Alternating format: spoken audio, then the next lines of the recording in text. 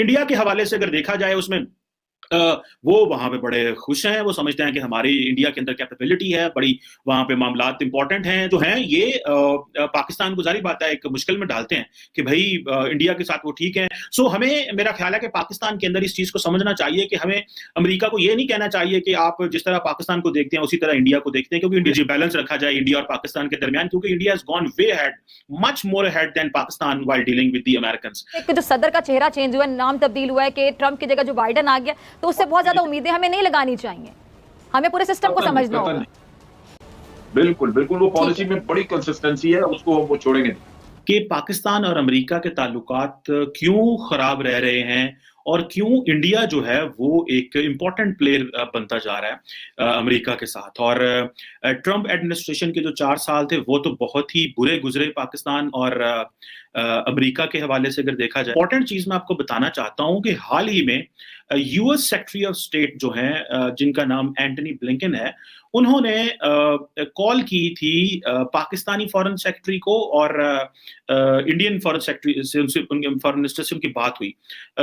जबकि दोनों का अगर देखा जाए तो दोनों से जो बात हुई वो दो अलग बात हुई, मुख्तलिफ बात हुई। मिसाल के तौर पे इंडिया से अमेरिका ने क्या बात की, नहीं बाइडेन एडमिनिस्ट्रेशन की बात करूं, वैसे तो नरेंद्र मोदी जी को भी कॉल हुई है, लेकिन पाकिस्तान में जो एंटनी ब्लिंकन ने कॉल की वो उसका क्या टेक्स्ट है, और अगर इंडिया का टेक्स्ट देखा जाए तो पता चलता है कि India is far had more important for the United states in coming next 4 years. मिसाल के तौर पर उन्होंने 2 बातें की मोटी। पहली बात उन्होंने की जी कि कोरोना वायरस पेंडेमिक को कैसे डील करना है, हमने इसको कैसे इसके साथ लड़ना है, और दूसरा security in the Indo Pacific. ये थे वो 2 इंपॉर्टेंट चीजें जो जिसको बड़ी अगर मैं स्पेक्ट्रम में देखूं तो बात की।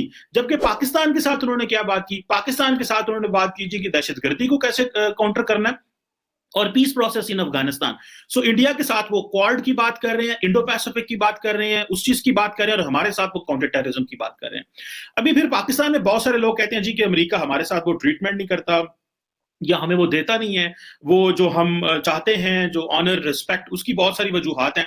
अगर देखा जाए जो अगर मैं आपको मैं ट्वीट भी दिखाना चाहता हूं आपको, जो ट्वीट एंटनी ब्लिंकन ने शेयर की उससे हमें पता चल जाएगा। ये है वो ट्वीट जो उन्होंने इंडिया के लिए की और पाकिस्तान के लिए की। सिंपल ये है वो लैंग्वेज जिससे वो अगले 4 साल पाकिस्तान को डील करना चाहते हैं। कि पाकिस्तान के फॉरेन मिनिस्टर शाह महमूद कुरैशी से बात हुई, हमने पहली लाइन ही आप देखें कि कन्विक्टेड टेररिस्ट अहमद उमर सईद शेख जो डैनियल पर्ल के कत्ल के लिए मुलव्वस है, उसके बारे में हमने अकाउंटेबिलिटी की बात की और उसकी कन्विक्शन की बात की। और foreign minister and I understood the importance of the continued US cooperation in regional stability. इसका मतलब रीजनल स्टेबिलिटी से मुराद अफगानिस्तान है, तो बाकी तो पाकिस्तान का तो इंडिया के साथ इस तरह का कोई बायलैटरल वो नहीं बनता। अगर इसी तरह इंडिया का देखें तो जो मैंने पहले बात की आपको बताया कि इंडो पैसिफिक की बात की है, पेंडेमिक की बात की है और इंडिया की इंपॉर्टेंस की बात की है। पाकिस्तान को इस हवाले से क्या करना चाहिए और क्यों अमेरिका इंडिया के ज्यादा करीब होता जा रहा है। देखिए India as a preeminent एक यूएस पार्टनर है जिसको वो जारी बात है चाइना में भी चाइना के मुकाबले में खड़ा करना चाह रहे हैं और खड़ा कर रहे हैं और किसी हद तक कामयाब भी हो गए हैं। और इंडिया इस वक्त बड़ी एडवांटेजेस पोजीशन में है। जो क्वाड्रिलेटरल सिक्योरिटी डायलॉग है क्वाड, जिसके बारे में कल भी बता रहा था कि यूएस, इंडिया, जापान और ऑस्ट्रेलिया उसमें वो हिस्सा है, तो बेसिकली इंडिया जो है उसको वो वहां पे इंगेज कर रहे हैं इंडो पैसिफिक में। सो वो कहते हैं जी मल्टी फेसेटेड स्ट्रेटेजिक पार्टनरशिप है और वो कहते हैं जी हमारी robust defence and security ties है इंडिया के साथ। और ग्लोबल इश्यूज के ऊपर भी उनके बड़े सारे आपस में ताल्लुकात हैं और जो वैक्सीन के हवाले से भी बात की। पाकिस्तान का अगर आके देखा जाए तो हमारे ताल्लुकात क्यों खराब हैं, क्योंकि इंडिया अमेरिका पिछले 15-18 साल से पाकिस्तान के साथ जो 1 पॉइंट एजेंडा है वो दहशतगर्दी को डील करना है, दहशतगर्दी को काउंटर करना है। पिछले 4 साल जो ट्रंप एडमिनिस्ट्रेशन के थे अगर आप वो देखें तो उसमें हमें पता चलता है कि उन्होंने हमारी जो 1 जनवरी 2018 को जो पहली ट्वीट ही की, उन्होंने कहा जी लाइज एंड डिसीट, पाकिस्तान हमारे साथ झूठ बोलता रहा है, 1.3 बिलियन की सिक्योरिटी असिस्टेंस रोक दी जिससे हम बड़ा नुकसान हुआ और वो हमें कहते रहे जी do you have to do more. Pakistan ने कहा जी वी कांट डू मोर, हमने बड़ी कुर्बानियां दी हैं, दहशतगर्दी की जंग लड़ी है और ये एम्बैरेसमेंट है पाकिस्तान के साथ, एक बड़ा एक बिजार सा रिलेशनशिप है जो हमें समझ नहीं आ रही क्या कर रहा है। फिर हमें उन्होंने FATF में डाल दिया और कॉन्टिन्यूसली उसी में हम चल रहे। उसके बाद हम इमरान खान साहब भी गए अमेरिका और बाजवा साहब भी गए अमेरिका, लेकिन हम गए तो इसलिए थे कि हमें ट्रेड इंपॉर्टेंस मिले, लेकिन शायद कोई कैपेसिटी इश्यूज होने की वजह से हम वो ट्रेड भी नहीं कर सके। FATF की तलवार उन्होंने हमारे ऊपर लटका दी, और वो जो एक पाकिस्तान अमेरिका ताल्लुकात है वो प्योरली अफगानिस्तान के लेंस से देखे गए। और बल्कि जो पिछले US secretary of state Mike Pompeo थे, उन्होंने तो सिंपल कह दिया था कि अगर इस्लामाबाद आना चाहता है Washington, then you have to come via Kabul. तो इट मींस कि जो बायलैटरल रिलेशन की जो पल्स है वो बड़ी वीक है। इंडिया के हवाले से अगर देखा जाए, उसमें वो वहां पे बड़े खुश हैं, वो समझते हैं कि हमारी इंडिया के अंदर कैपेबिलिटी है, बड़ी वहां पे मामलात इंपॉर्टेंट हैं, ताल्लुकात बड़े ठीक जाएंगे।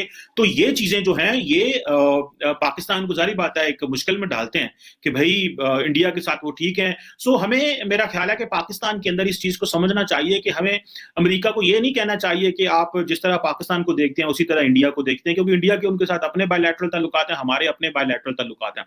वो मामलात जो हैं वो नहीं अब माजी में होंगे, वो कि जी बैलेंस रखा जाए इंडिया और पाकिस्तान के दरमियान, क्योंकि India has gone way ahead, much more ahead than Pakistan while dealing with the Americans.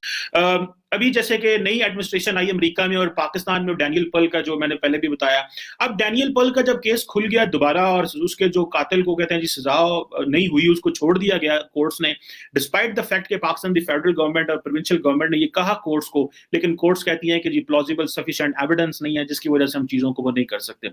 अब उसमें जाहिर बात है ये बायलैटरल रिलेशंस के लिए बड़ा इंपॉर्टेंट है, और अमेरिका ये बताना चाहता है कि जी अगर हमारे सहाफी को पाकिस्तान में कत्ल किया गया तो उसको सजा मिले, the people get justice and American people get justice, और इतना ज्यादा वो फिर एड देते हैं और चीजें देते हैं। सो ये बहुत सारे तबके पाकिस्तान में ये भी बहस कर रहे हैं कि इस वक्त क्यों ये सजा जो है वो उसकी खत्म हुई है, क्यों उसको कोर्ट ने रिहा किया है।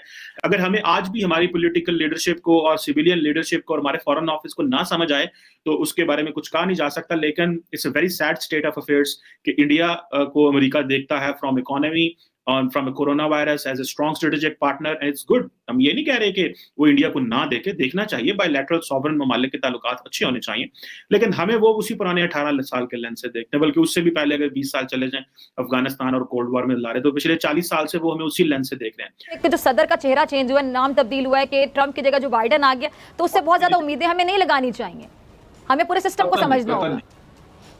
बिल्कुल बिल्कुल, वो पॉलिसी में बड़ी कंसिस्टेंसी है, उसको वो छोड़ेंगे।